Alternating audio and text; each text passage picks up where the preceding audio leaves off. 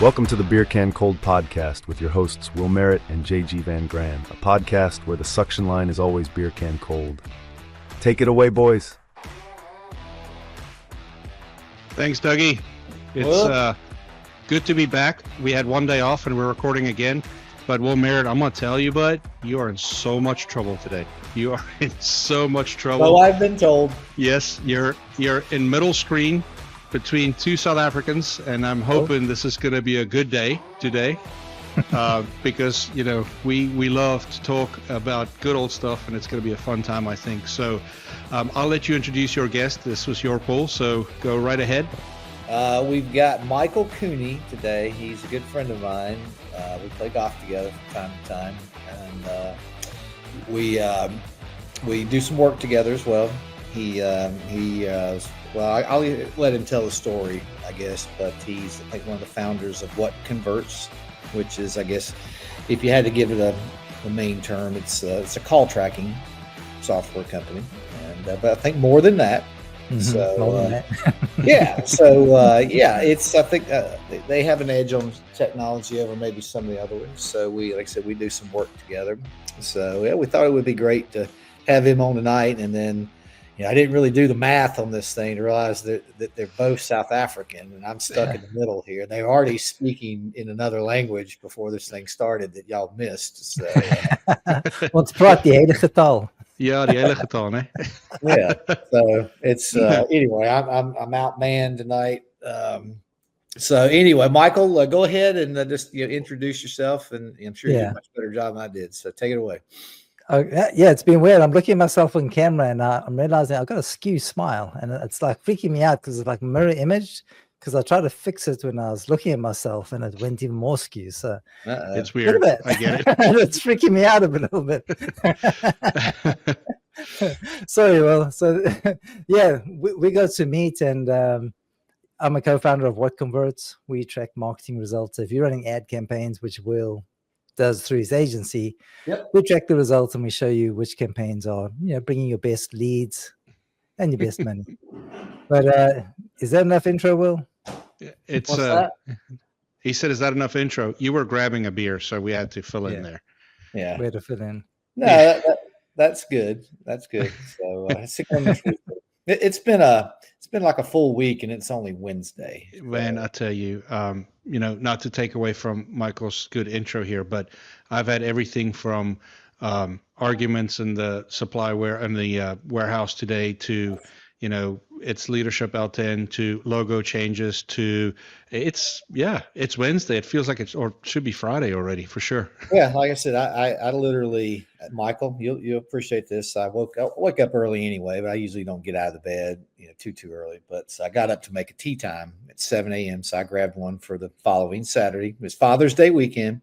So nice. I even played both days. So I think we got like 5 for Saturday, but so I started at it just right at 7 o'clock and did not stop until late morning. Took a little break, went to the dry cleaners, and then it's just been full out calls. I've been on the phone all day long and Zoom calls, and which I'm not complaining. It's just that we're very fortunate. It's busy, and so so that's where we are right now. So it's kind of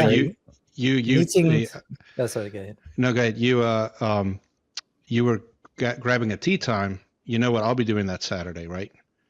I'm playing in the Cape Fear Rugby Sevens tournament with my buddies and my son. So I strap on once a year. I strap the cleats on, and it's never good. And I can't walk for 2 weeks, and it's a whole recovery thing. And I don't, Michael, you should know, I don't play sevens. I play 15s, but it's been many years. So we just do this thing once a year, and we're at the age now where we can play with our sons, which is college age. So it's easy. Yeah. I catch the ball, I take the first contact, and just hand it to a speedy kid, and it's over. Yeah. It's fun. I was going to say, rugby, when you're a young man, it's hard on the body. But when you're at our age, oh man, what are you doing? It's hard enough. Our team name is actually Old Enough to Know Better. So it's we play in these orange like highlighter vests, so everybody can see us from a while away. But it's fun, you know. I've been coaching for many years, and so it's fun to play with some of the kids that come through the program. But yeah, that's my Father's Day plans. So I will I might not be able to record that next Wednesday. I'll just let you know if I'm out of the hospital yet or not. Yeah, that's fine. They were asking me today, you know, what's everybody's asking, what's the Father's Day plans? And I said, well, I just have everybody come over and I'll grill. She's like, you want to grill on Father's Day? I'm like, sure. Yeah. The question is though, is it U.S. Open? Is that Father's Day weekend? I think it might be. Yeah. It usually is. So there might be something. I have to think about that one then. So what is the date for Father's Day? Is it the 16th, 14th? 15th. Okay. Yeah, because it's Friday the 13th next Friday. Oh, okay. Yeah, I won't be going to work. I'll be working from home that day. So, so Michael, tell us a little bit more about what converts. So, I mean, do you want to know how it got started or why it got started? Yeah, hit it from kind of, you know, where, you know, we know it's South African. And so how did you get started, you know, in this, you know, what made you, I think you and I have discussed it a little bit on the golf course, but kind of give us, you know, what happened, what said, all right, we're going to start this company and just, you know, kind of take us from there.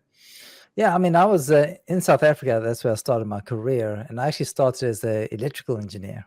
And I was an electrical engineer building gold mines and pharmaceutical plants. And I just didn't like engineering, too detailed. And I wanted to get into marketing. Yeah. And so over time, you know, it's at the same time that the internet became the big thing. And then I saw, you know what would be cool? Because I was in the business of securing suppliers for, you know, equipment. And I was like, man, all my suppliers are going to be on the internet. This is going to be cool. And no one was there. So one thing led to another. And I built an engineering directory to connect buyers and suppliers. And that got pretty big. It's still the leading directory in South Africa to this day. But from that, we were serving clients, you know, so you guys are in the marketing business, and we were generating leads for clients through the directory. And then we became an agency who would build websites for companies. And then there was always this problem of like, we're doing all this work and clients are always asking questions that you don't have good answers to. And they always want more information. And what they want is, I spent $1. How many dollars did I get for what I spent? That's what they want. Yes. And it's a heck of a lot more difficult to get that because you got a sales process in between and things get disconnected and you got all this marketing data that you try and gather. And so we cobbled together tools in our agency and it worked. And then eventually I went to a meeting with a client and I said, hey man, we doubled leads this month. Isn't that great? And he was like, well, I don't know. It seems like we're quoting a lot of our existing customers. And I knew I had the data to show that even existing customers were still searching online for product, not for their company name, but I didn't have it at hand. And I got fed up. So I said, you know what, I'm going to build this tool. And that's what Converts became. So now we gather all the data. We coupled in sales. So we get all the marketing attribution points. We get all the conversion actions. So forms, phone calls, chats. We squash it all together. And then we also tie into CRMs to get the sales data so that we can then show the clients, you know, what value you get for your marketing. That's really cool. So it's kind of like you're the piece between, like, so for instance, Will does the marketing for our company at Bohr Brothers. So you guys are kind of in between to show me that all the money I'm paying Will is being profitable. Is that pretty much it? Exactly. Yeah, that's really cool. And I mean, so determining ROI comes in different flavors, and we try to accommodate it. And a lot of the data, what we find is a lot of times it's not a technical problem. And the biggest revelation agencies get with us is that they find out that the sales side aren't doing a good job with the leads they generate. Like you can imagine, you're doing marketing, there was this one company I looked in the other day. They want to use our AI features. And the AI features like look at the transcript of the phone call and tell you like, was an appointment booked? What was it booked for? All this stuff, you know, so you can determine some value. And so I looked at 10 calls and I'm like, let me evaluate and see how this is going. Out of the 10, 8 calls weren't answered. The 9th one, the person was like, yeah, you're just going to have to, well, this was for auto repair. They were like, yeah, just bring in your car. We can't quote you on the phone. And then the 10th one was sort of, they had a little discussion. So those were 10 leads generated where the sales just squandered them. So that's a big part. Will's gig. He's Will's about to lose his mind. Can I jump onto the soapbox? Yes, jump on. I knew this is coming. Michael, you unleashed it. Here it comes. Oh boy. Well, and again, and you're talking about there's a sales process. So we work in this really gray, abstract world of heating and air conditioning, and it's just there's so many touch points. And again, you can serve the lead up, but then there's so many people touching it. So it's the first line, the CSR, and first of all, answering the phone. So we track that too. You can track missed phone calls, and you can track it by time of day. So we'll look at that because we see still a lot of companies. They're going to an answering service still at 5 o'clock. So when does the average homeowner get home?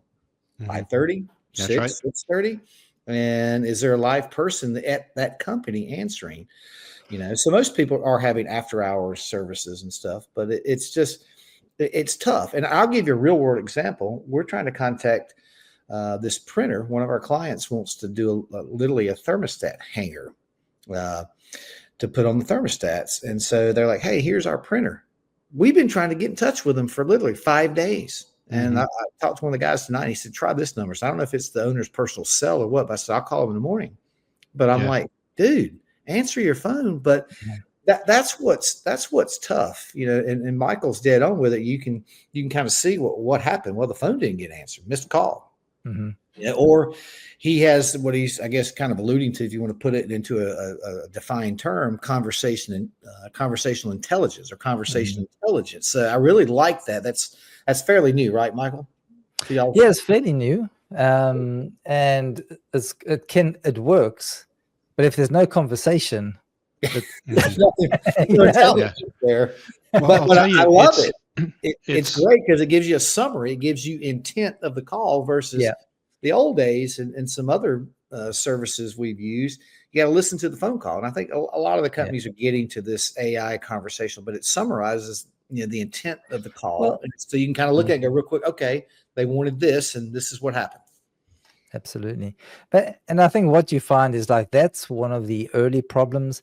And what's great about that, so JG, I'm sure if Will comes to you and says hey man, you guys aren't answering the phones, that helps you. He did a month ago. We fixed it though. so now you know where the problem is, and you're happy as a company owner because you can fix it. Yes. If you didn't know, and these people are like, oh yeah, we're answering the phones, but and so sorry to interrupt you, but to your point, we're a fairly large company, but we love to do the personal touch, right? And so we didn't for a while. We had this really long phone tree, and it was just not doing what it was supposed to. So I asked for it to be scrapped, and it was a big ordeal to actually scrap it. But sure. I am Michael. You might know what I'm talking about, but I grew up between Bethlehem and Kessel in the Free State. I still had to walk up to the phone and ring the central and then ask for the number. And our doctor's number was number 7. Okay. So that was just the way it was. So, but it was that personal. So I begged my company to get back to, and actually the brothers did too, is to get to the point of having a live person. So we unfortunately use a VoIP service because we have ServiceTitan, the two connect together. So I found out for us to go to an actual phone sitting on a desk would be an act of God. So, however, now we have this thing and we have it set up decently where customers call in. If the first 4 CSRs are busy, they'll go into a parking lot, but within 30 seconds, they would be asked, hey, would you like for us to call you back or would you like to hold? And so that has dramatically changed our customer service experience, right? And so then we found out we had a spike in dropped calls. So we dug into that this week and come to find out because of this VoIP software, something got disconnected somewhere. I lost 60 calls this month that immediately said, oh, this customer held for 30 seconds. So instead of giving them the option to be called back, just dumped them. Now it's a constant monitoring thing. Now it's a constant daily, have to go back and check. I just want to bloody well ring the Centrale and say, hey, can I please just answer the phone, right? Yeah. But it's like, Yeah. it's harder than you think, and it's because we're so CSR driven. And so the option is like, well, go AI, do all this other stuff. I'm like, we really want to be customer to CSR live. We don't want to do the AI. And that's And what the it's- consumer wants still. Yes. Yep. They want- And so it's real life, man. You just touched the chord. It's real. It's real. Well, life. I want to go back to South Africa for a minute. So Yeah. you like this is like the Andy Griffith show where you Sarah, Well, we were on a farm, and can you call Cooter's garage for me? so you had to ring for the operator. But here was the fun thing, and I don't know if this is ever true or not, but this was the myth, that if you ring and the operator won't pick up, if you ring it backwards, it shot a shockwave through their ears. Ooh. And so they would immediately pick it. And so I don't know if that was the truth or not, but I do know that every time I turned it backwards, they came on immediately. So, but yes, we had to, and the funny thing was the farmer right next to us had automatic phones. We were the cutoff line. So yeah, we, for years, until I moved away from the farm, we still had to call, our number was 1222, and we had a certain Morse code that it's your number and you got to pick up. And every time I want to call my girlfriend, I had to go see if the line was busy. But the funny story about that was there was this lady that lived in our area, and she was very nosy, very nosy. So she would listen into all the phone conversations. And my dad was a bit of a prankster. So he would be like halfway through a conversation, he said, man, can you smell that? I think, and he would mention her. He said, I think she burned supper again. And she would scream on the phone, I don't burn my food, and slam the phone down. Yeah. No, So- it's I remember Sometimes. the days of the rotary phone in the Yep. 70s. And so Yep. there were no area codes. And so our numbers were 548 were the first three digits and 427, but you only had to dial the last number, either the 7 or the 8, and then the 4 numbers after that. Yeah. And that was it. And of course, no one knew who was calling. Have you given your kids a rotary phone and said, okay, dial myself? We have one Yeah. upstairs. I We have have one, that. actually, mine is hooked up. An The old minute I payphone. walk in, Yeah. if I walk into my house, I actually have an old-fashioned 19 whatever rotary phone that's hooked up to a Bluetooth module. When I walk in the house and my phone rings, I can actually go to a rotary phone and pick it up. So I made it work there that we way. This is an old payphone. One of my former son-in-laws worked for Budweiser, so it's a Budweiser wall phone. You can actually put money in it. That's awesome. It's not rotary. It looks like it's got the buttons on it. But if my son wants to come down here and interject, it's it's the house phone still. It's the Okay. only one I have active, so he hears it ringing. He drives him crazy. The telemarketer. So he never answer the phone. There's no one. Yeah. After my Yeah. mom passed away, there's no reason to have a house phone, but we've kept it because it's like $10 a month. So Michael, when you guys work with a company like Bohr Brothers and you find out that top funnel, I'm getting all this, all this leads, and then, mid funnel, I'm not doing anything with them. How does that reporting look? How do you break that news? Yeah, it's just you have simple call tracking reporting, which shows you a percentage of calls answered, how many calls were longer than a certain duration, what time of day the calls came in. So you can see our peak time is Wednesday at 2 p.m. So when the calls are coming in.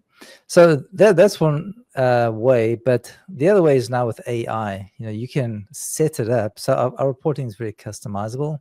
And you can ask questions to the AI and say, did they offer an appointment? Was their service discussed?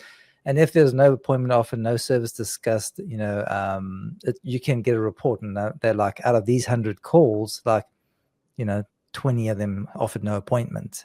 So you can get insights, and you can set it up there's defined questions or information you want to get, and then you can find out if those questions are not being asked. Yeah. And then you get that in a report, and then the beautiful thing with our reporting, and that's the problem with most reporting, is it's snapshot reporting. You'll get 20 calls didn't ask this question. And you're like, well, I wonder who's not asking. And you don't know. With our reporting, you can click and see those 20 calls. Yeah. And then cool. you can, so you can drill down into the underlying data. And you guys integrate with most of the CRMs out there? Yeah. So we've got an open API and webhooks, and we also integrate with a company called Zapier. Yes, I know Zapier. Yeah. Yep. Yeah. So there's multiple methods of how you can send and connect with the data. Yeah, that's very cool.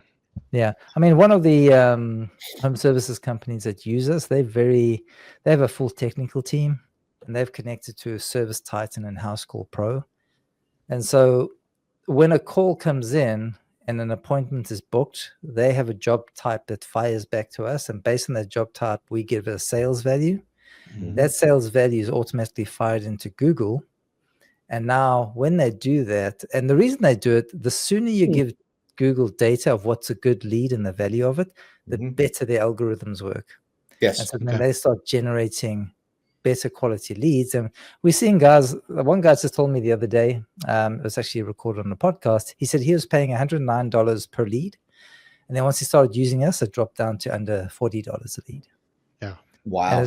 And it's just by sending that sales value within the same day back to Google. Yeah, that's that's huge because Google's, their ultimate goal is to provide the best user experience, for everybody. And we do that from time to time. As agents, we always ask customers, can you give us a list of your customers from the last 6 months? Name, address, email, everything, and we'll feed that into Google. And they try to mirror. All right, these are good customers, and they try to mirror that data. So that immediate feedback Google loves. So if you may not know this, but we've got like a lead import feature. So if you import a CSV, we'll send it back to Google for you. Really? Oh, wow. I need to get my pad and pen and take some notes. Or you can just watch live next Thursday at 6 and it'll remind you. Yeah. There we go. But yeah, no, I mean, that's the one. I mean, there's many things that agencies use us for, but one of the things is our connection to Google. It just allows you to send data back quickly. So if you use our enhanced conversion type, if we get an email address or a phone number, we'll send that to Google and try and match it up with their data. Okay. Oh, that is very good. And in our platform, it will tell you if that data was received by Google. Cool. Will, are we still having some issues with Google and the stuff we were trying to do with second locations and stuff? Do you know? Yeah. Do you have an update on that? It's interesting. So this is, boy, you're opening up a can of worms right here. I think you guys are it seems like you're going to be okay. So,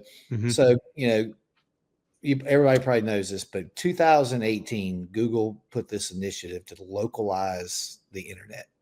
And so we were out at, I remember MozCon out in Seattle, and they started talking about it. So ever since then, they said, everything else is local, so we want to make everything local. So again, Google Business, they want to provide the best local provider closest to the searcher.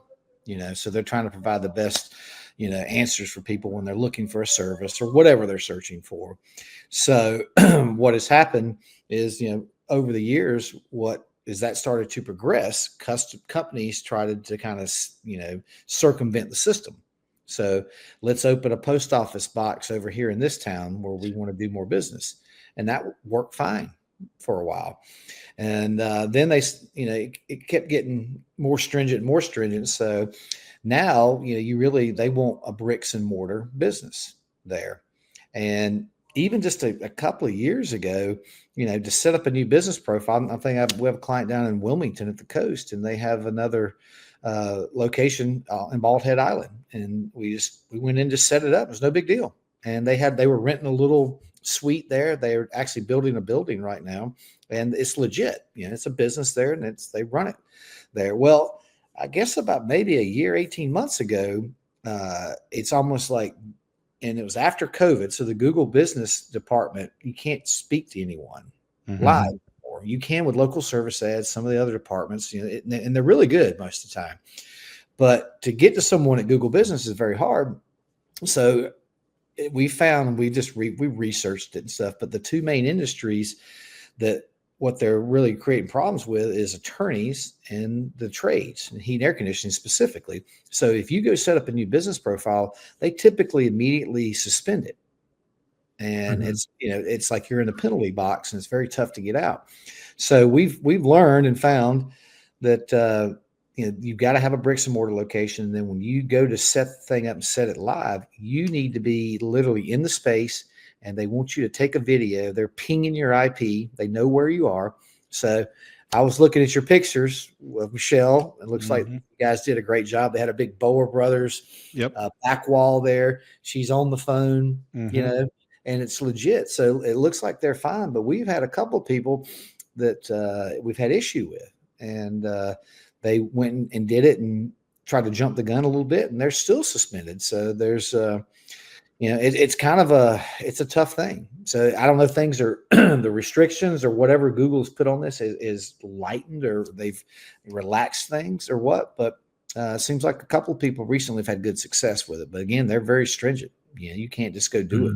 Yeah.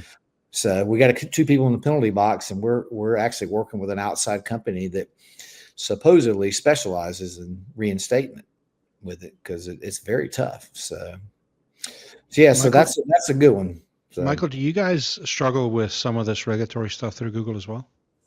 Yeah. I mean, I've seen so many changes over the years and the different programs that they bring out. But like Google My Business, which is now Google Business Profile, that's constantly changing. yes. And even like the regular Google ads, at one point you couldn't put a tracking number on their system because they had to use their number. Yep. But the numbers they used were terrible because they used them across different campaigns, so people get nuisance calls. So then they relaxed that, and then they're like, okay, you got to have it, but then you have to have an address, or you have to verify your domain in Google Search Console. So it's constantly changing, and there's now local search ads, LSA, or some people call them Google Guaranteed. Yep. That's all the rage. So you guys would have used that. And then people rave about it, like, wow, I'm getting, like the leads cost so much less than regular search ads. But then over time, those become more expensive. So yeah, exactly. If it works, it's going to get more expensive. And I'll give you a real world example. When it started, it started in California, and then of course it migrates across west to east. And Charlotte was actually one of the very first ones. This is probably I don't know how many years now, 6-7 years ago. So like they released it to the West Coast markets, and they did like Atlanta, New York, Philadelphia, Chicago, those type of things. But Charlotte was one. So it was a fixed amount, and it was like, I think $27.50 a lead type of thing fixed. Now it's on like the auction, just like the search ads, and it's all based upon demand, supply and demand. So I've been watching it. So we're seeing metro market stuff 80 to 100. Yep. It's crazy. And we got clients everywhere, and we got a few that are just lucky. We got one up in the Quad Cities. I mean, they're still getting leads for like $27. Yeah. $27. And they're killing it. I've got a funny story that I call it the story of the idiot son. And I had this is the early days of What Converts. I still had a client, and we, like you're saying, that we had one client that was lucky. They were spending $1 per click for their keyword terms. And we're targeting 1,500 keyword terms. And after a year, it was good. And the guy was like, "Can we spend more?" I said, "Dude, you don't have to spend more. There's no competition. But I want to tell you, one day there will come a time when you will spend more for the same results." Yep. Yes. And it's like, okay. So this went on for about 3 years, and they were still getting lucky. And then the son went to lunch with a competitor and bragged about our campaign. Oh, And from that meeting, quadruple cost for the same results. Does the son still work for the dad? Yeah, he does. And I'm like, oh, geez. And so then what we had to do was, like, before they wouldn't qualify leads, they weren't motivated because everything was cheap. They were getting results without doing it. Yeah. And then I was like, you got two choices. You can spend more for the same results, or you can be strategic, qualify leads, and let's focus on the high value ones, bump up that, those fees. So we ended up, they still ended up spending more, but not as much as they would if they just didn't do it strategically. and that's what's going on today. And we, I know we're all over the place here, but as an agency, I just don't like going to clients going, you need to spend more. I don't. But what the reality is, it's just like everything, everything has gone up in price. Oh, geez, yeah. I always go to the potato chip thing. I love chips. Potato chip. I'm a chipaholic. I got some of my Aldi veggie straws right here. Dude, that's a science experiment. That's not potato chip. Yeah. Well, it's again, It's I not got as plenty- it's I it's have not plenty of chips right here within arm's reach, practically. But- Michael. It's not a Simba chippy. And that's, yeah, it's medicine, but chip. So, so potato chips used to be, $1.50, $2. I mean, I remember it got to $3. And now Yeah. I saw the worst one the other day was 2 bags of just regular, they're not even 8 ounces. I think they're 7.75 now, Mhm. 2 for 10. Two, And yeah. I'm like, really? So I go to Aldi because they used to be 89 cents. It's their brand, but Yeah. they're some of them are just exactly like the Lay's Mhm. or The Ruffles or regular. whatever. But Yeah, they you're right. doubled in price. And it's the same thing with the cost of the lead. So we had, whatever budget a month, $5,000 for AdWords or 10 grand or whatever it is, was generating X number of leads. Well, that lead number has diminished because of the cost. Yeah. Mhm. And it's It's like, going up. so I'm like, guys, I mean, I hate to say it, but yet we will organic efforts. We're doing everything there. You're getting a lot of organic stuff. You're getting through Google Business Profile, Mhm. that type of stuff. But the paid leads it's just more expensive. And it's just like everything. Everything's going up. Yeah, and I mean, I look at, I mean, I keep an eye on Google Ads, their revenue. They report it every quarter, and I mean, they're getting close to 300 billion a year.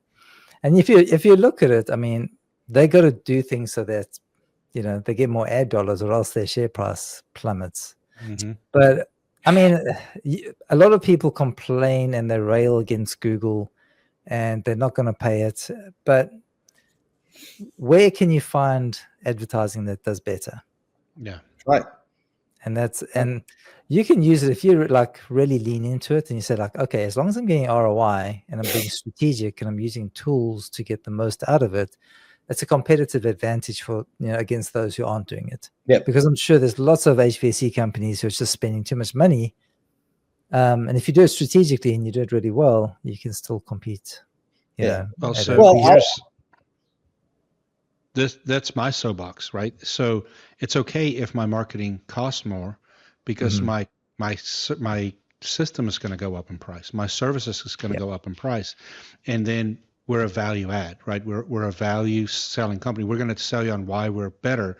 But I think where a lot of the mistakes come in for companies is they complain about the marketing piece being expensive, but they don't put it back into the sales price. Yes. They just, they don't exponentially grow it the way they're supposed to.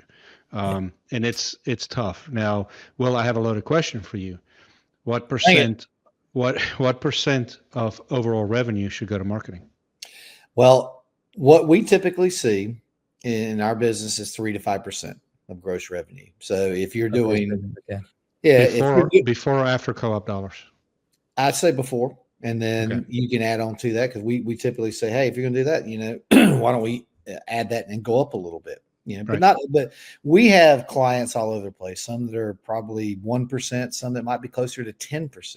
But our industry typically underspends on marketing, but I don't see that when you get up closer like 10%, it's not sustainable unless you're running very efficient and you're putting it in as overhead on your job. So I would just, if I were the heat and air conditioning owner, I would, if I'm doing 3% marketing, there'd be a 3% line item added to every invoice. That's right. That's marketing related. You know what I'm interested in hearing from you guys is because it's more complicated than that, because you spend on marketing and you might get a guy for an HVAC inspection, or his condenser coil went out and you go out to repair it.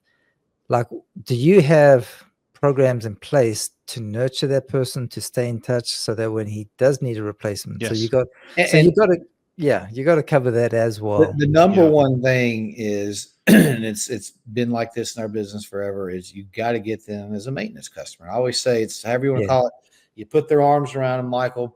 You put blinders on them like a horse, and you want it to where they don't think about anybody else. Yeah. And you got to look at it. You can call it a dating process. You can call it a farming process, whatever. But you got to get them into the fold. And everybody's going to be at different levels. You might be somebody with a 2-year-old system, and they say, hey, I need to do maintenance. And they call you, and you sign up as they call for a tune-up. You sign up as a maintenance customer. Well, they're probably not going to drive a ton of revenue, for quite a few years. But, you can sell, add-ons, indoor air quality. They might need zoning. You know, they might need a mini split or something for a room that doesn't cool, but you got to get them into the fold. But I think this is leading right into kind of what I've seen and like about you guys is trying to measure the life cycle. Yeah. That customer. So I just, again, I say, here's the real world example. You know, every contractor, you know, almost, you know, I want more change outs. I want more change outs, you know, and we even have something I want to advertise for change outs. I'm like, we found over the years that does not work. You find price shoppers with that. They're just the bottom feeders. Hey, I'm calling you, but I got 6 other people coming. Who's going to win that one? You know, either a really good salesperson or probably the low ball person. But no, but to be able to come in and track to where, all right, you know, we came out and we did a tune-up for Michael, and it was, you know, he signed up for maintenance. So maybe we got $350 in the kitty, you know, and Michael's got a new system, but then we can sit there and you can track it through your software every time. If we have the proper connection with their CRM, their service, you know, dispatch software, every time there's an instance of a transaction, we can measure that. And that's great because you can kind of see it.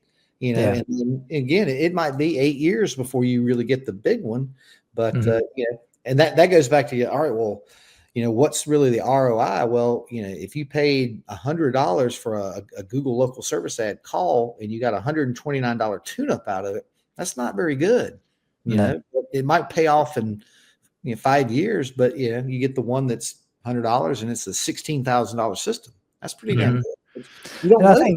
Yeah, so I've seen that, like, not just in HVAC but in manufacturing, is like marketing gets measured on the first transaction. Yes. And so, like, with HVAC, you get measured like, oh, you spent $100 and you got $129 inspection. It's like that's what they look at the ROI.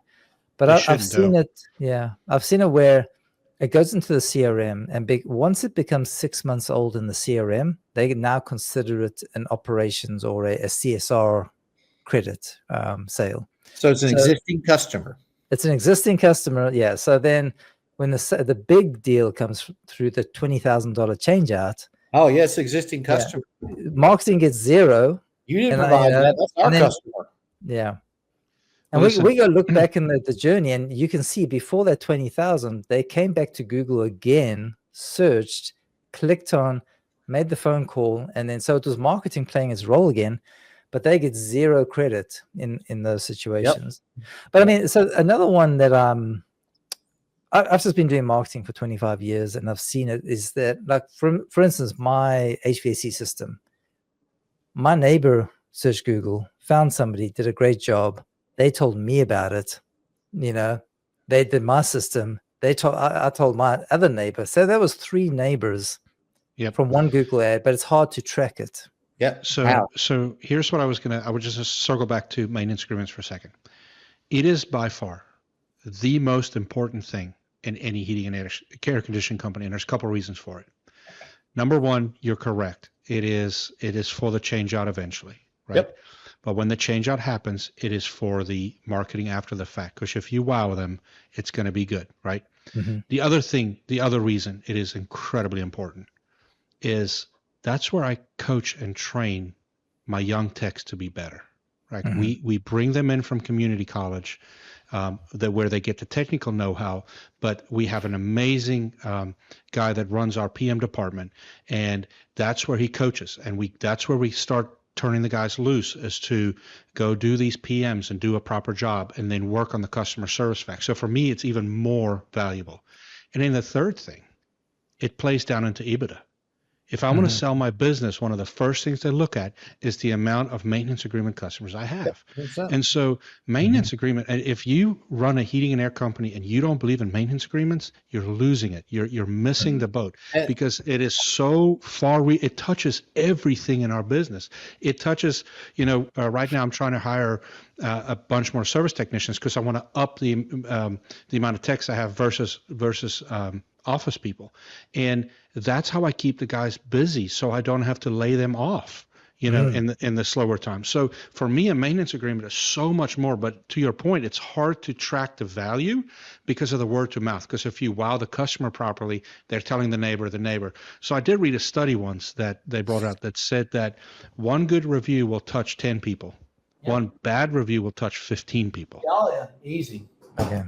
People want to So- spread bad news more, unfortunately, than good news. Yeah, Mhm. we don't do a good enough job in this industry to talk about how incredibly valuable a maintenance agreement is. It is huge. Yeah. So I mean, and that comes down to like, so I've been running the agency business even before What Converts, and now What Converts as well. The golden, I don't know what you call it. What you're striving for in business, or what I strive for, is recurring revenue. Yes. That recurring revenue is a game changer in an agency, in HVAC, in a SaaS company as well. So Yeah. I think maintenance contracts are recurring revenue. It's also the opportunity to stay in contact and get the bigger And, deals. and have them tell your story, just like JG's Yes. saying. Yeah.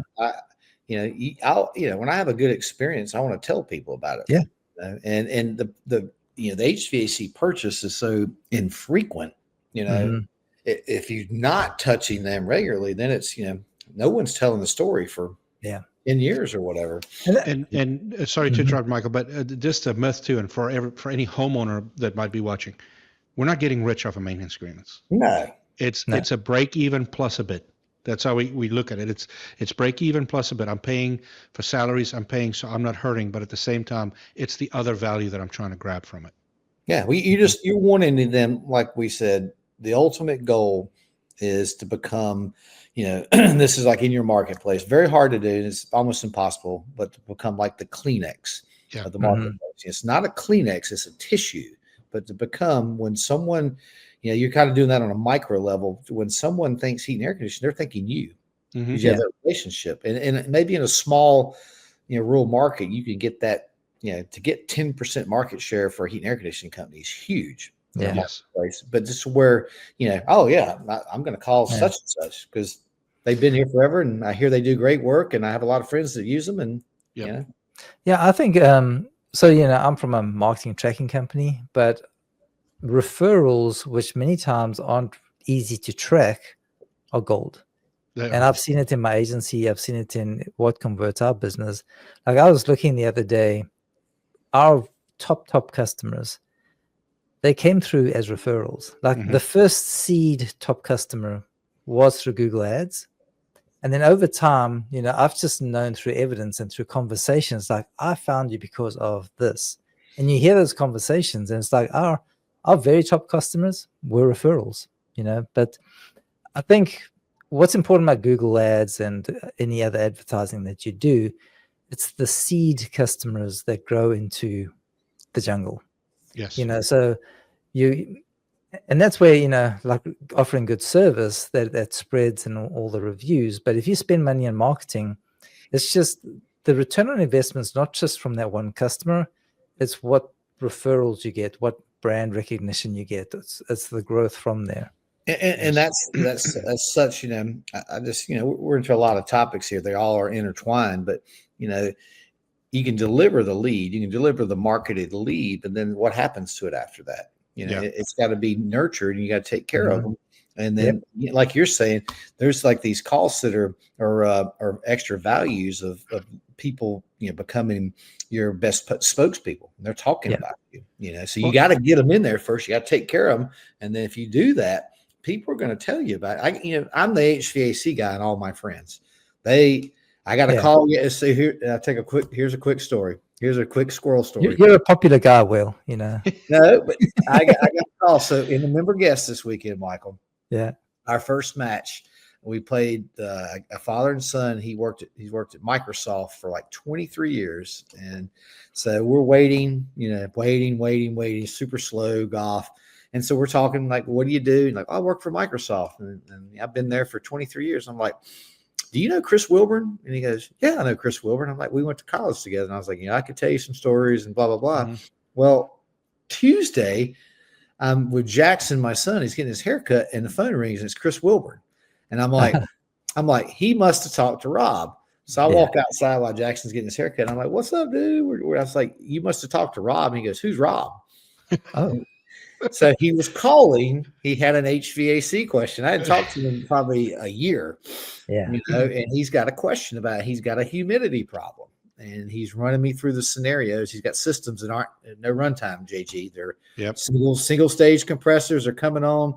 they're satisfying the sensible. They're not getting the latent. And Yeah. it's just, humidity. He's like 70% humidity in his house. It's raining. wow. It's a rainforest. Like, dude.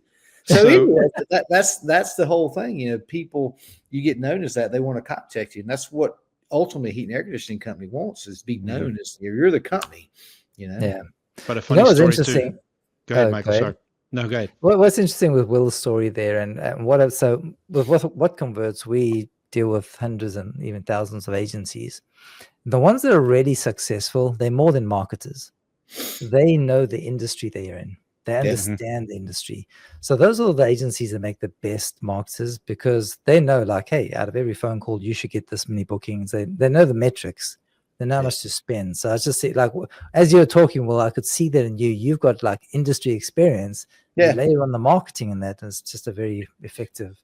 Well, I look at you guys, and we're pretty good on our agenda here. So I'm like, what makes you different? And I'm looking, and I think it's kind of that attribution model of being able to, you're tracking the first touch attribution, but the ability to be able to see all the instances of it, because it's very interesting. JG, you go, and I do it all the time. I'll go in and click on randomly some customers in what converts, and I'll look at, again, the first touch was a Google ad.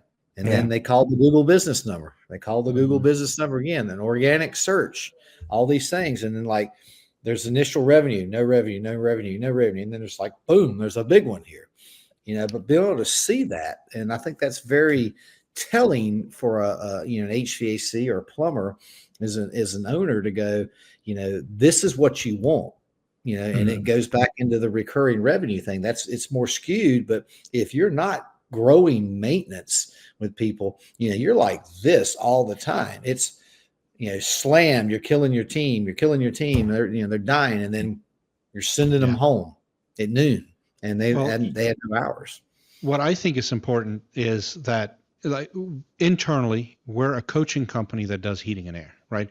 We're coaching all our employees to be better people, better at their job. And so we have a model. We're constantly coaching and training our replacements, because it's the way it has to be. And that's something I stole from the software company I was at.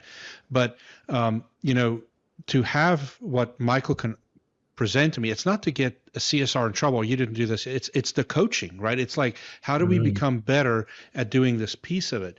And so we're not going to get into it, Will. We're not doing the culture thing again. We're not doing the assessment thing again. However, with this data, it's easy enough for me to sit my team down and say, all right, top funnel, this is what we got. This is how much it cost us. This is where it's spilling over the bucket, right? Yeah. And what can we do? What problems do we need to solve to make sure that we grab everything top funnel? Well, an owner wants to know if they're missing phone calls. They want to know if, I'll do it from time to time. I'll go in and listen. And we will do this from time to time. We'll pick out a bad one, but then we'll try to pick out 2 or 3 good calls and go, you need to go give this person an atta girl, atta boy, whatever, and say, this was handled great. But, listening to phone calls from a company, sometimes it's like nails on a chalkboard. Oh, yeah. Oh my God. And the whole thing of like nurturing the customer. I'll just give another real world example. I had my car in. I'm still driving my old Murano, Michael, 192,000 miles. So I took it in, had it inspected, and the guy's doing a pretty good job. He goes, Will, those your rear brakes, you're getting close. So I'm sure the next time I go in for an oil change, he's going to hit me with it. So this leads right back into the heat and air conditioning side. I've had both systems replaced in my home in the last 3 years, and my guy would come out, same guy every time that I trust. He's been doing my maintenance for years. Will, you're getting close. It's getting about time. So when, I knew, being an HVAC guy, I knew when it's coming. 17 years, it was coming. Yeah. But the average homeowner doesn't. But if that tech, maintenance person, service or whatever, if they're not doing that and educating, you're going to scare the crap out of somebody. And that's when they go, I'm going to call somebody else and get another, free second opinion. That's why that marketing tactic works, because a lot of companies don't do it. So you got to educate. Every heating and air guy that's worth his salt wants to be the second opinion. Of course. I love to be the second opinion. I'm flying in with a cape on. Hey. That's it. How many, JG, how many trucks do you have, or how many technicians do you have in the company? So we currently, I call them 52 tool touchers, right? So, but actually, service tech. So this is installers, and we call them tool touchers and office people. But we have the service side. We have several divisions. So in my kitchen, we do commercial kitchen division. We have 4 technicians, and then I have, I believe, 5. And I should know these numbers better, guys, but I have a really good service manager, right? So I have 5. I have 6 service technicians, and then I have 5 PM techs, and then I have 4 commercial technicians. So the kitchen group is the only group we coach in a separate section because they're part of the industry is a little different. The other guys we all coach together, and we've done a lot of stuff here lately with data and AI that we do to coach, create personalized one-on-ones for 30 minutes at least once a month with every technician, and we sit down with them. But it's all like your company provides. Like if we were to partner with you, that's the training that I would take to my CSR team. But like I said, we truly are a coaching company that does heating and air, and we're very much about creating better technicians all the time. Yeah. So how do you see marketing? So do you see marketing as like, I got to keep all these technicians busy every day? Yes, that's part of it. So actually, these conversations are very, very valid because we're having them right now. So I'm sorry, what's the rest of your question? I was going to say, I kind of see it. I see 2 groups. Like some are like, I just got to keep my existing team busy and filled, and then you get those other guys where it's like, okay, I've got 10 trucks or technicians, and I want to get to 15. So I want to grow that. So it's like, where are you? Are you like, I'm happy with my team, I just want to keep them busy, or I want to add more? Yeah, we're in growing mode. We want to grow. And so, but actually I can see a little bit of a hybrid of both, right? Because we're in a very unique company. We do not have a lot of turnover, and a lot of people that work for us have never worked for another heating and air company. We bring them straight out of tech school, and we teach them our way. And our way is a lot different than other people. And so, but the growth mode and the marketing piece, we actually had these conversations today because we're going to increase our budget for marketing a little bit. And I'm not going to give the secrets away because Dave will kill me. No, Will, I shouldn't have told my marketing guy. But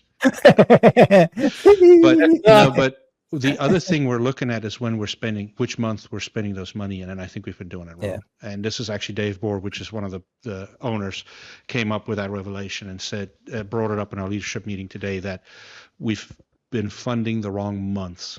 And we're very much outside the box thinking company. So I don't want to go away from really what we're talking about, but we're going to really put the money when we can buy the best ads, and it's not necessarily the slow time.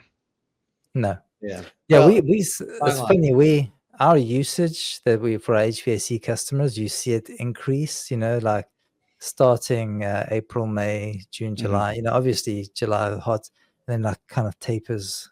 July 4th is like the old saying, Michael, in the industry, and sorry I'm just interjecting, is either it's been fixed or replaced by July 4th. Yep. By July 4th, yeah. And not always. It's weird. It's depending on the weather. April was great this year. May it rained a lot. Now it's rained again, so it made June start off slow.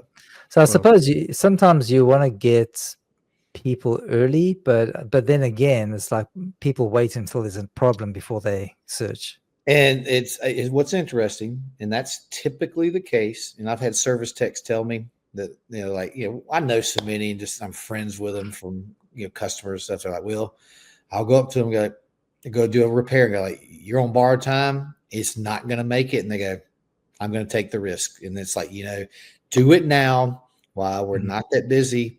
And it's not going to be a freaking fire drill, and you're not going to be, possibly without air for a few days in the middle of summer.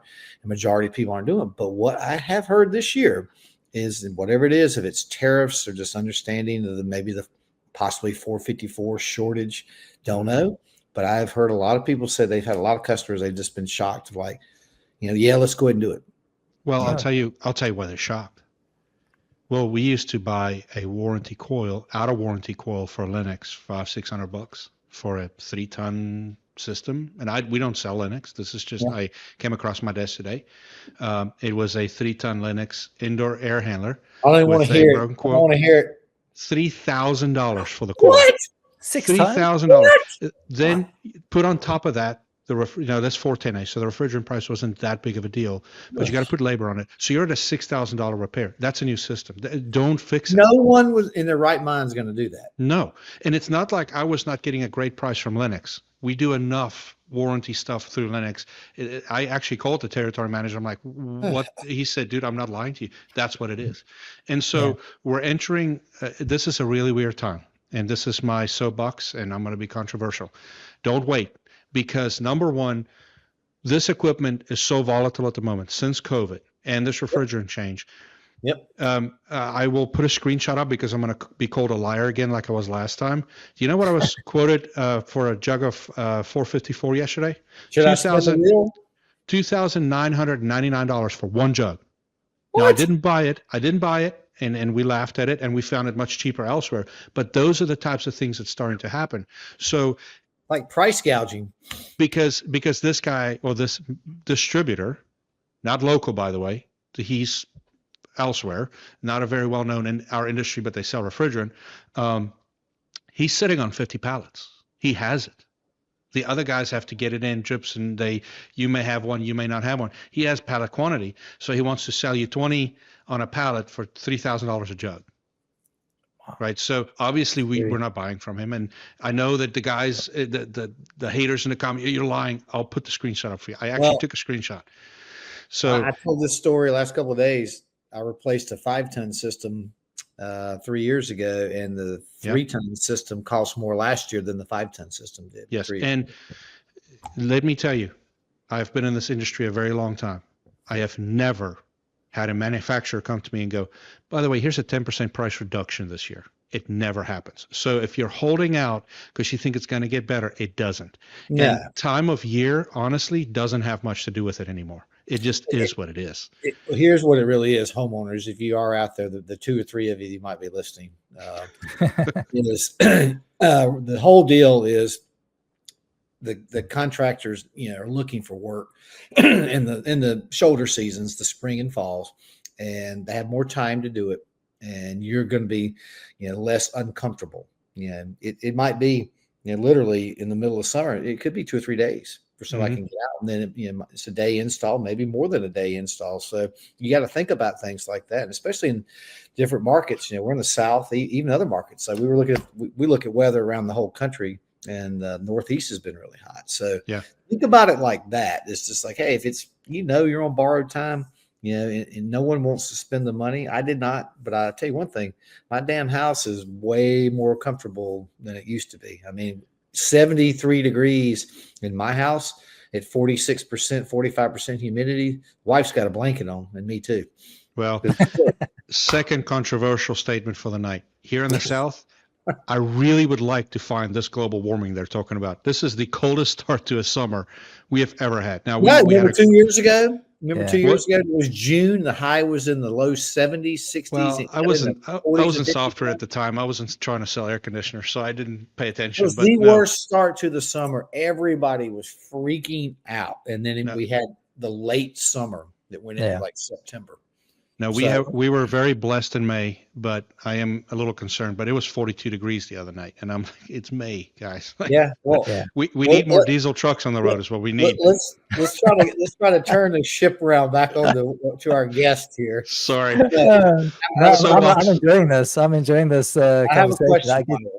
So where do you see, on your side of the business, the advent of AI? I know you've got the AI doing the conversational intelligence. I've been hearing things of people with AI, answering and this and that. Where do you see the advent of AI? I mean, it's in everything. I mean, it's crazy now. All the Google algorithms are changing. The Google search results are changing. So I mean, I'm doing a webinar next week that's on the 0-click world. Mm-hmm. That's reality. So where do you see AI? How do you see it, impacting, helping your side? Yeah, it's across the board. It's from like running ads. Who's the best person to see an ad? It's being used there. Yeah. You know, it's when you get the phone call, it's analyzing it with the AI. You know, was it a good call? Was it Yeah. valuable? It's on the other side where people are using AI agents. So you're probably like me. I don't know if we're not boomers, but like if we phone somebody and says this I'm is Generation an AI generation, yeah. But if we call and they say this is an AI agent you're talking to, we kind of like put down the phone. Mhm. Zero. Hit zero. I want to speak to someone. Repeatedly. Yeah. But now that seems to be trending. And from a marketing point of view, what's great is that an AI agent answering it, they do the same thing all the time. So you can get the data from it. So it's kind of interesting. So I see it across the board. What I was seeing while I was being a marketer and running Google Ads campaigns, and you've got all these keywords and all this data and all this attribution points, it got overwhelming. So I was the kind of guy that would spend my time looking at marketing data. I was in analytics, seeing the trends. I'd go look at all these reports, I'd absorb it, then I'd sleep at night and I'd wake up like, oh yeah, this is it, you know.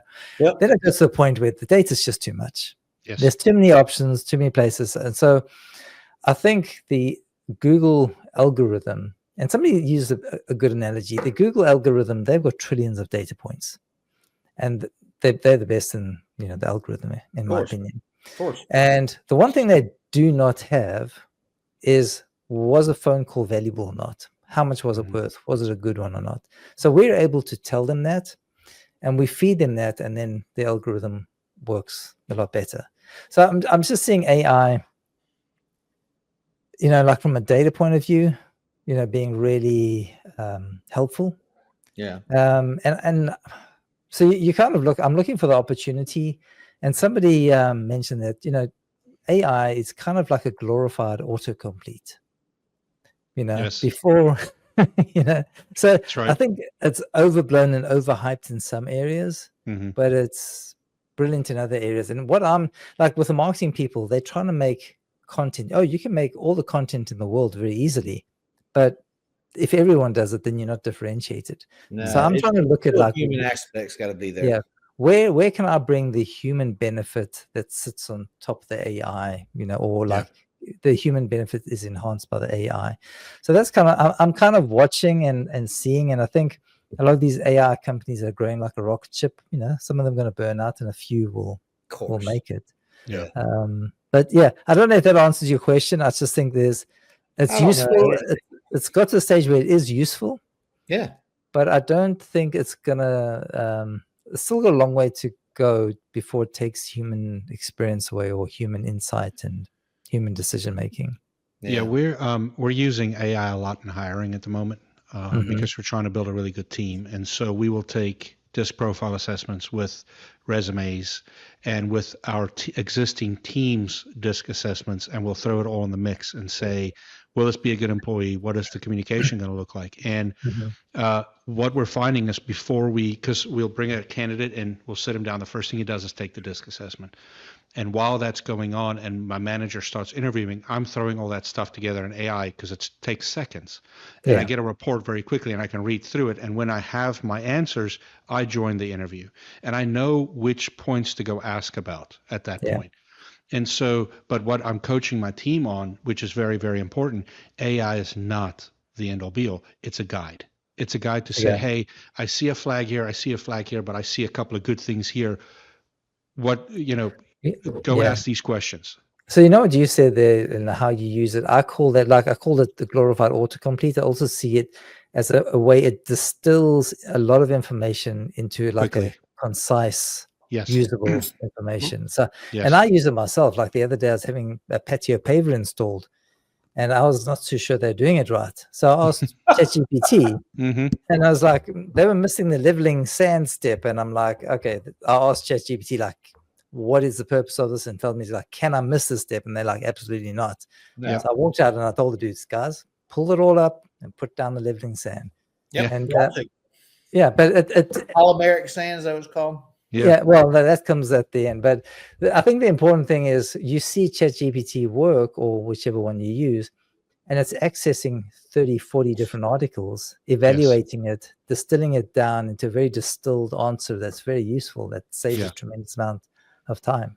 Yeah, we also use it in our technician coaching to say, okay, so we load up all our tests, disc assessments in there and their KPIs for the month. What it does for me is it'll look at the KPIs, but then it'll say, listen, this technician might be struggling with this because of this in his disc assessment, and here's how to talk to him about it. And now that we're actually communicating with them in the way that they like to listen, the information is being actually retained. Yep. And so, I have one tech that he doesn't want to be talked down to. He wants to be praised. But even if he has something small going on, you praise him first and then bring this up and then praise him again. And the result's better. Before, the manager we had before, we just bring him in and start hollering at him. And it's like, okay, nothing was gained, right? And so we're seeing a lot of personal development through using a guide. And it's not the end all be all, like I said. It's a guide. Because, they told me, my staff is telling me that when the robots take over the world, I'm the only one AI is not going to kill because I'm so friendly with it. But it's truly very, very helpful to disseminate a large quantity of data very quickly, because a disc profile assessment report is 72 pages. I don't have time. Yeah. Right. But it knows what I'm looking for. It knows the pages I want to concentrate on, and it can very quickly, within seconds, put it together for me so that I can confidently walk in somewhere, and then I can sit down with a candidate and look at the true what type of person they are, right? Because the disc doesn't show what kind of person they are, it just shows how they make decisions, right? So that was interesting that you use it that way. Maybe I should use it, because out of all the years I've been in business, the thing that I struggle with the most is people management. It's hard. It's hard. It's not easy. So when you just said that it tells you like this person likes to be praised before giving feedback, it's like I've always been, and like people say it must be because you're South African. All right. No. I've always been a direct person. It's like, I'm not going to sugarcoat it. I'm not a cheerleader. I'm just like, this is what I see. This is where I think you should change. But it's a different world, Michael. I agree with you too. You got to sugarcoat the shit out of it now. Now you got to, like, what do they call it? A shit sandwich, or you got to wrap it. You got to sprinkle some sugar on top and put a little whipped cream, and it's still a shit sandwich. But you're right, Mike. Yeah, you're right. It's even when two people have conflict now, I'll take their discs, put it in, and I would tell Chat there was conflict. This is what the conflict was about. Yeah. Help me, right? And it'll tell me, sit these two people down, and the conflict was because this person interpreted the conversation this way, this one did this way, because they communicate differently. Yeah. And so I'm telling you, the people management thing is one of the hardest things I'm dealing with, and it's helping me. Well, okay. It is. I always tell our team it's all about psychology. It is. It's how things are perceived, it's how it's presented, and, how people process it, and really back to. I know we talk about disc profile. It's almost like culture. It's like every show, but the reason that came about, and the last time I did one, Michael, was 2002, and I still have it in my filing cabinet. I know that sounds archaic, but no, but the whole thing about it is understanding who you're speaking to or communicating with, and understand how they are processing things and how they understand. And so it's back to, if you can pick up really quickly on who you're dealing with, you present it to them in the way they understand it and process it the best. So, like example, someone wants to be led down the path. Here's the best thing for you. This is what I recommend. They don't want anything else. All right, boom. Or then there's the other one that's like, give me the different options. I want to look at 3 different options, 4 different options, and make a choice. So, and then there's all the mixtures in between. But that's why I think that whole thing really came about years ago. Okay. So, do we want to bring it back to while we had Michael? Well, I want to find out from Michael what his perfect customer looks like. That's important to me. Like, Michael, what are you looking for in the perfect customer? Yeah, our perfect customer is, an agency who are running Google Ads campaigns for clients, generating phone call leads, or leads in general.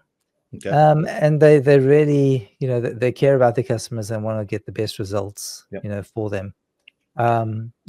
We kind of see our tool as a truth tool. Like, if you're a great agency and a great marketer, you're going to be elevated, build trust with your customers. But if you're one of these guys, all smoke and mirrors, you probably don't want to use our tool. Yeah. There's a lot But out so- there. Had that Yeah. conversation this afternoon with a friend of mine on the West Coast, and he deals with some agencies. He's kind of a consultant, and he's like, man, it's amazing. He goes, I call their, let's say they're blowing smoke, and I call them out on it. Yeah. Yeah, no, I mean, so yeah, it's just people that are running advertising and they want to know what works and they want to build trust with their clients. Yeah. Those are our, Well, tell us about this. So if I'm a agency or whoever, what do I do?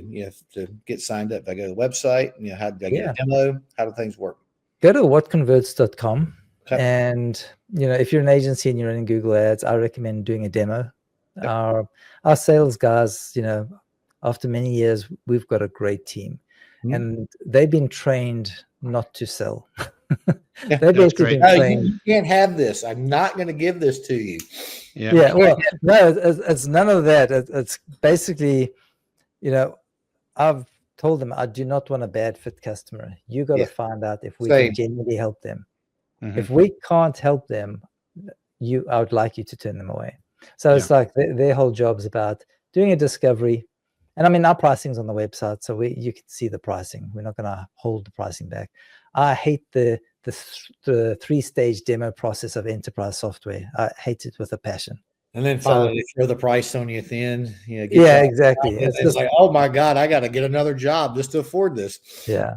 But I do sympathize with people looking for software because there's so many options and there's so much smoke and mirrors and misinformation. So here's one thing. So, Will, you've been doing marketing for a long time. I've been doing it for 25 years. And marketing for What Converts is the hardest marketing I've ever done. And the reason for that is if you look at marketing technology software companies, there's 10,000. And if you look at, so for example, HubSpot, their sales and marketing budget for last year was over $1 billion. I wouldn't doubt that one bit. Yeah.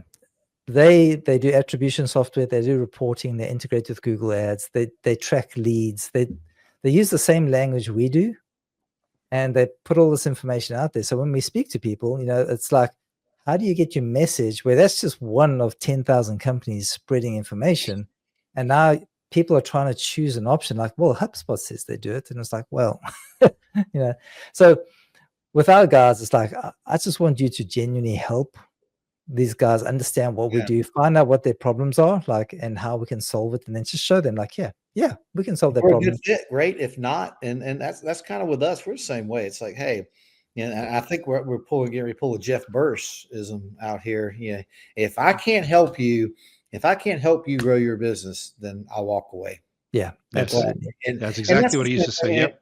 And we say the same thing. And I can, the longer you do it, I'm sure the same with you, Michael, you can see it a mile away. You're like, well, this isn't going to be good. And you can read the signs, and it's about a relationship, and it's about trust. Yeah. And it's like, hey, we may not be a good fit. And this is what I always tell people is, we tell a lot of customers, they're trying to grow. They're a small company, under 2 million maybe. And that they're like, I'm going to hire a marketing company. Like, it's not time. It's not time. It's not time to do it. And I will say, look, I'll put this out here right now. I always say, I will take anybody's phone call. I probably won't answer it because I won't know your number, but because I get so many solicitation calls. But to leave me a message, and I'll be glad to talk to you and just give you, here's what I would do. Yeah. Yep. Here's the blocking, tackling techniques I would do early on. And then it's a lot of hard work. This business is hard. Heating and air conditioning is hard. No, absolutely. Well, this is one of the coolest conversations I think we've had yet, Will, but I have one very serious question for Michael. This is probably the most serious question of the night. Michael. Yeah. 2027 Australia. Is Rossi doing a three-peat?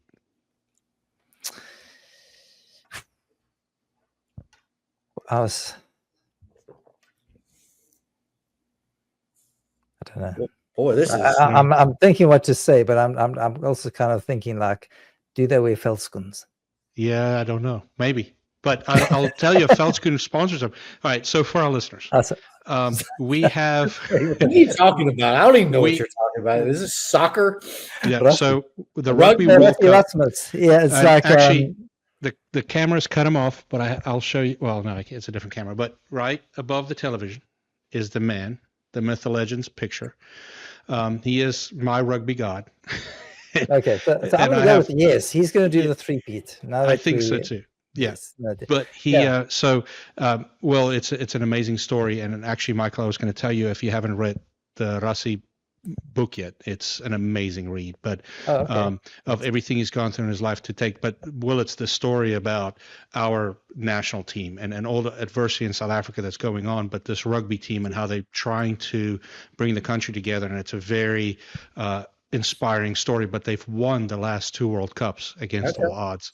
And so what this man Rassi has done through his vision has built this chart of depth in South African rugby that there's a very good chance, and I'm going to start calling it out now, that they might win the World Cup again. But Michael, the 2 things have to happen, and I found this out the last 4 World Cups we've won, is the Cheetahs has to win the Currie Cup, which is my second favorite team in the world, and then we have to win the national championships, or the Southern Championship we play in. If those 2 things happen, the World Cup's a slam dunk.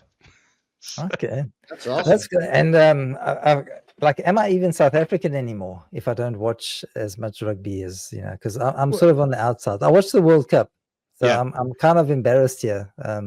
No, you're good. So this is the thing though, and it's rugby is not always everybody's cup of tea, but the story is just so inspiring, and that's kind of the reason I brought it up. Is I just finished the book, and it is one of the most inspiring stories that I think I've ever read. And it's I'm gonna get that. Yeah. Yeah, it's Rassi's book, and just what he struggled with his in life to get. He had, as a player, had 38 operations to keep. Oh, really? Yep. I didn't know that. And he was one heck of a rugby player. So I have completely derailed an American HVAC conversation with a rugby question. We got one more question. So yeah, we do. This is important too. What is your take on Bigfoot? Is he out there? Is he real? And does he live in the Kalahari? And do you have a different name for him? There's Chupacabra, there's all sorts of stuff. So. We call him the Tokalos. I just heard my son mention something. So I've seen some people that look like. We're watching a movie tonight, so it's probably going to end in a scary movie. So anyway, what's your take, Michael? I've seen some people that look like Bigfoot. You saw my playing partner this weekend. Yeah. Your partner, he could be part Sasquatch. Yeah. He's a big guy. And that was good fun. But I don't want to be a party killer, but I'm gonna say no, Will. I don't think okay, that's fine. I mean, that's okay. We're just doing a poll. It's a running poll. That's okay. You're welcome back. Now, do you think they genuinely landed on the moon in the 70s? I'm almost. I don't think so. Here's my reasoning why. Why have we not gone back? That's the thing. I know. If we went back there that long ago, and the technology we have today, which I know it's still. I mean, we just had a SpaceX rocket blow up, last week or week before. But how have we not been there? It's it's the closest thing to Earth. The thing is, I was always like, oh, of course we went there. But then I started looking, and the questions you're asking, and you look for the evidence, like, where's the flag that they planted? But anyway, Bigfoot took it. There you go. Bigfoot took it. So no, and then you start getting into who really built the pyramids. Like, so there's so many interesting questions we got to answer. All this stuff, like they did a lot of whatever it's called, imaging down below it, and they found all this stuff. I'm like, wait a minute, you haven't found this, or is this coming out now? It's like I don't know if I saw that. I don't know if it's real. It's just there's so much. I don't know. It gets to the point where you just got to go play golf. I'll put the whole AI conversation together. Well, I think I've sent you one or two, but my new favorite thing is, and yes, I'm a TikTok guy. I'm sorry, but there is now, through this AI video thing, where they actually have Bigfoot talking like he's some regular survivalist living out there, and it is some of the funniest videos. It is like, the camera comes on and he goes, "Hey, Bigfoot followers, today I'm going to show you how I cook fish," and it's like walk you through this whole thing, and it's like an actual Bigfoot looking guy. It's all AI, but it's some of the funniest stuff, and then this alien comes up behind him in one of these videos and knocks him out and steals the camera. And the alien has a southern accent and like talking, and he's talking about how the night before he drank too much, and they pan over and the UFO is like bent halfway around a tree, and he's like, yeah, I don't think that's going to buff out, you know. And it's like this whole thing. Geez. And then 2 videos later, the Yeti knocks the alien out and gets the camera back for his buddy Bigfoot. So it's like this whole, and it's actually quite funny. So I'll send you a couple. Well, I did finally, like I said, log in with your credentials on my iPad. I refused to put it on my phone on TikTok. So I've been against TikTok, Michael. But I haven't installed it either. I just I'm sorry, man. I got teenagers. I probably have all my data anyway because I'm out on the internet and all this crap so much. But I just always think I'm not that interesting to want to snoop on me. Well, Michael, thank you so much. It was so great to have a fellow South African on.